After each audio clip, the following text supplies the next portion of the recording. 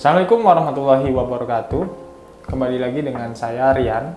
Sekarang kita masuk ke pertemuan 2 di mata kuliah pengantar AI untuk bisnis.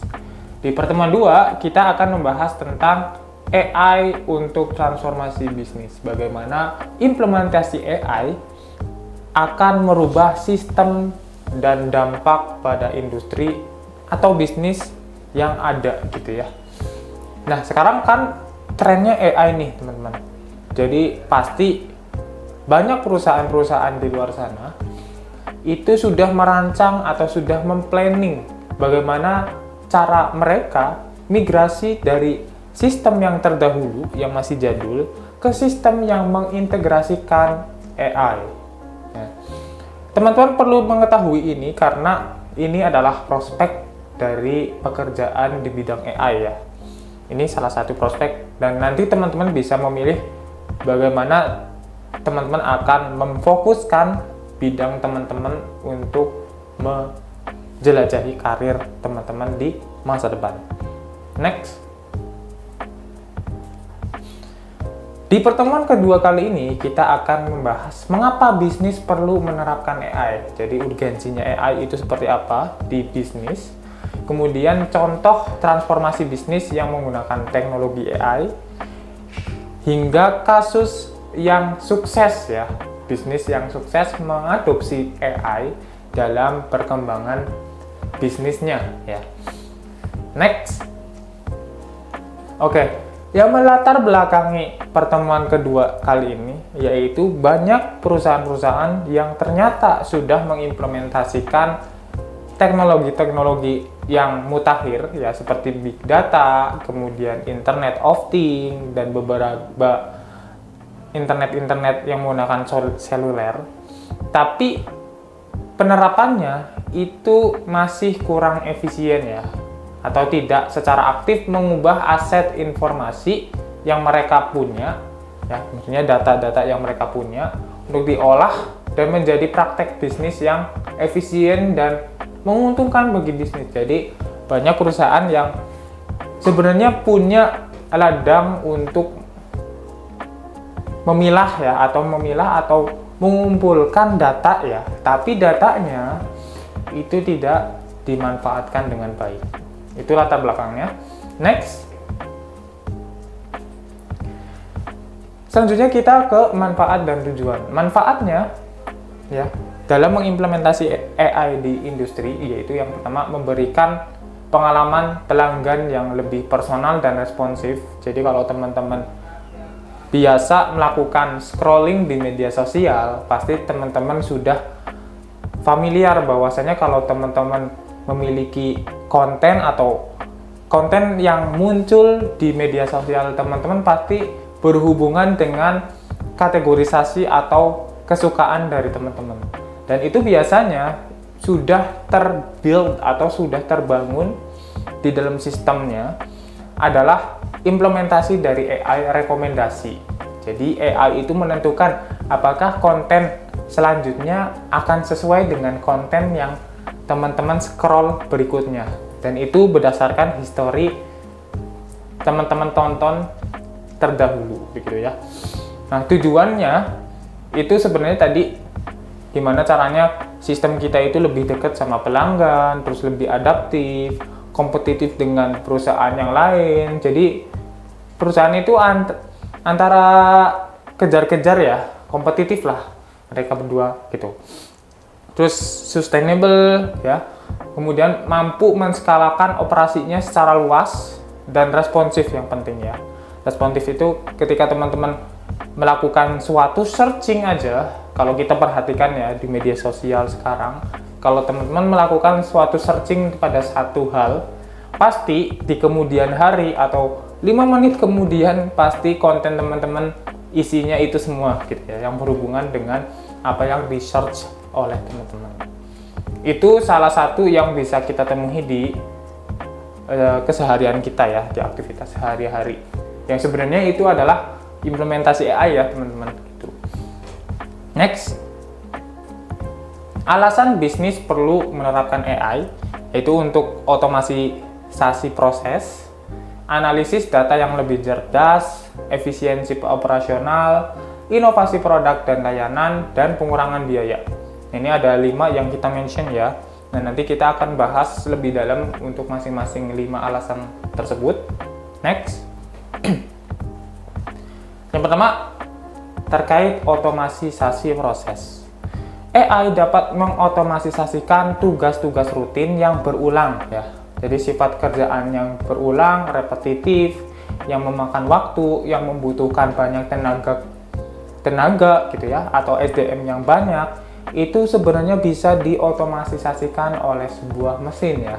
Karena kalau kita perhatikan robot-robot ya, robot-robot yang dibuat, yang diimplementasikan atau diintegrasikan AI di situ, itu sudah bisa melakukan pekerjaan-pekerjaan seperti merakit atau bahkan membungkus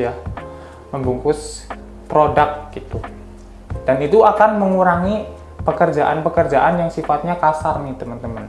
Jadi prospek dari kita belajar AI sebenarnya, kita bisa memahami AI itu seperti apa. Kita nggak takut sama AI, tapi bagaimana cara kita memanfaatkan AI-nya dan kita bisa membangun AI-nya. Ya, sebagai mahasiswa, prospeknya seperti itu ke depan kalau kita fokusnya di AI. Nah, otomatisasi proses ini itu selain implementasi di pabrik tadi yang saya sebutkan, itu biasanya kalau kita secara kasar di suatu platform atau di suatu bank ya, itu ada yang namanya customer service ya, customer service.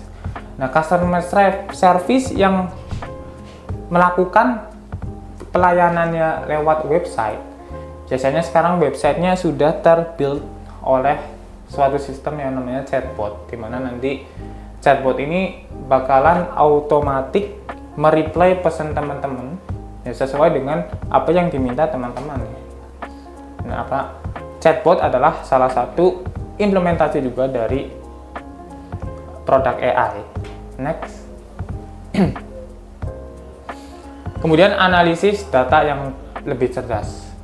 Ketika kita mengolah data ya, memproses data atau mengeksplorasi data, kita melihat bagaimana data ini akan memunculkan sebuah tren atau sebuah pola atau sebuah kesimpulan yang bisa kita ambil dari data tersebut untuk kemudian kita bisa putuskan sebagai langkah bisnis yang akan datang gitu ya, atau bisa kita rekomendasikan ke atasan gitu ya.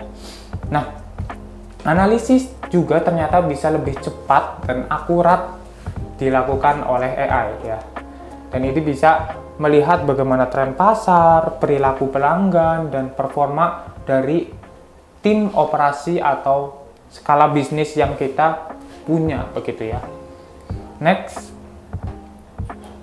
Nah, selanjutnya terkait efisiensi operasional.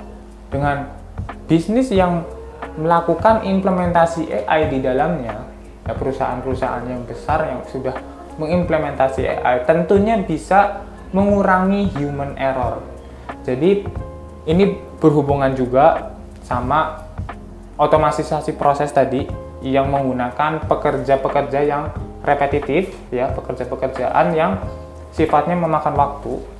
Itu biasanya kalau kita kerjakan oleh orang ya, itu akan mengalami banyak human error nih teman-teman. Dan itu berhubungan dengan efisiensi operasional ya.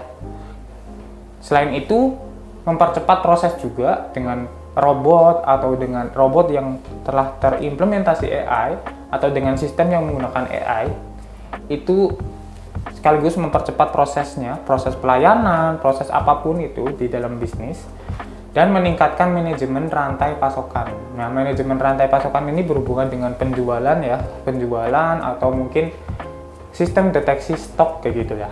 Ini kalau implementasi sehari-hari. Next. Kemudian ada inovasi produk dan layanan. AI juga bisa digunakan dalam pengembangan kendaraan otonom, diagnosis medis yang lebih cepat dan akurat. Jadi implementasi AI itu bisa di dunia otomotif juga nih teman-teman. Teman-teman kalau pernah lihat berita, bahwasanya ada berita bahwasanya ada mobil yang dikendarai oleh sebuah mesin, jadi tidak ada sopirnya. Nah, itu salah satu implementasi AI juga. Itu self driving car ya namanya ya.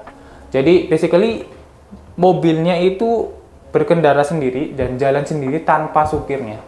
Mungkin teman-teman bisa search kalau memang kepo di situ. Dan itu juga implementasi dari AI. Nah, selain itu AI juga ternyata sudah diimplementasi di dunia medis nih teman-teman. Jadi membantu dokter-dokter dalam mendiagnosis sebuah penyakit pada pasiennya secara akurat. Nah, itu yang paling penting ya. Next. Ini soal pengurangan biaya nih sekarang. Pengurangan biaya tadi sudah kita mention juga. Ketika kita sudah bisa mengurangi biaya operasional dengan mengurangi pekerja yang melakukan pekerjaan yang sifatnya repetitif, kita bisa mengurangi biaya gaji karyawan yang melakukan hal tersebut kan. Karena hal tersebut sudah kita implementasikan sebuah produk yang memang skala human error-nya kecil gitu ya. Tapi kayak biasanya kalau perusahaan-perusahaan itu menginvestasikan pada alat-alat yang mahal yang berhubungan dengan AI yang bisa mengotomatisasi dengan proses yang cepat ya, cepat dan bisa produksi banyak gitu. Padahal mungkin kalau kita lakukan dengan karyawan yang berbentuk SDM manusia, itu mungkin 5 orang hanya bisa memproduksi 1000 sehari. Mungkin kalau pakai satu robot AI itu satu hari bisa 5.000. Bayangkan, dan itu akan mengurangi cost dari perusahaan gitu ya. Jadi kita mengurangi biaya gaji karyawan secara tidak langsung. Next. Ini adalah contoh transformasi bisnis AI ya, transformasi bisnis yang menggunakan AI. Ini sudah kalau di dunia finance sudah kita terapkan ya, yaitu penerapan AI dalam analisis risiko kredit. Jadi ketika suatu nasabah yang ingin melakukan peminjaman di suatu bank, itu pasti bank akan melakukan screening, akan melakukan pengecekan, akan melakukan penilaian terhadap nasabah yang akan meminjam. Jadi bank pasti tidak akan dengan seenaknya meminjamkan ke orang yang tidak tahu profilnya ya. Nah, proses pengecekan dan proses penilaian ini itu sudah diimplementasikan dengan metode-metode penilaian AI untuk mempercepat proses penilaian, screening dan segala macam dokumen. Kemudian melakukan percepatan pada penilaian yang seakurat juga. Itu salah satu penerapan di dunia banking dan keuangan. Next. Selain itu, AI juga bisa mengembangkan sistem autopilot ya. Ini juga berhubungan sama mobil tadi. Nah, kalau kita jelaskan lebih detail, di mobil itu, mobil self-driving car, itu sudah terimplementasi hasil-hasil yang sesuai. Contohnya yang sesuai itu kayak keamanan berkendara. Bayangin kalau teman-teman sebagai penumpang ya, penumpang taksi, tapi nggak ada sopir taksinya. Basically sopir taksinya nggak ada, tak cuma mobilnya aja ada gitu. Nah, ketika teman-teman menunggangi ya atau naik mobil dengan mobil tanpa sopir, pasti berbahaya gitu ya. Secara logika itu sangat berbahaya ketika nggak ada sopir. Tapi ternyata self-driving car itu bisa dengan akurat, dengan selamat juga mengamankan pengemudi tersebut atau penumpang tersebut sampai tujuan. Gitu. Ini juga salah satu inovasi produk dan pengkombinasian produk dengan teknologi-teknologi lain ya. Karena self-driving car itu sudah terbuild dengan beberapa macam efisiensi energi atau penggunaan energi terbarukan. Next. Nah, kesimpulannya, jadi kita sebagai mahasiswa itu harus apa nih dengan melihat ini? Nah, tujuan dari pertemuan ini sebenarnya kita dikasih tahu bahwasanya prospek di dunia AI itu sangat luas. Kalau kita sudah biasa menggunakan AI di sehari-hari, kenapa kita tidak memikirkan bagaimana cara kita membuat AI itu sendiri dan dipakai oleh khalayak ramai ya. Itu aja mungkin yang bisa kita sampaikan di pertemuan kedua kali ini. Semoga teman-teman masih stay dan masih semangat untuk belajar tentang AI dan penerapan AI di dunia bisnis ya. Jangan lupa dijawab soal yang ada di modul pertemuan kedua kali ini. Terima kasih dari saya. Assalamualaikum warahmatullahi wabarakatuh.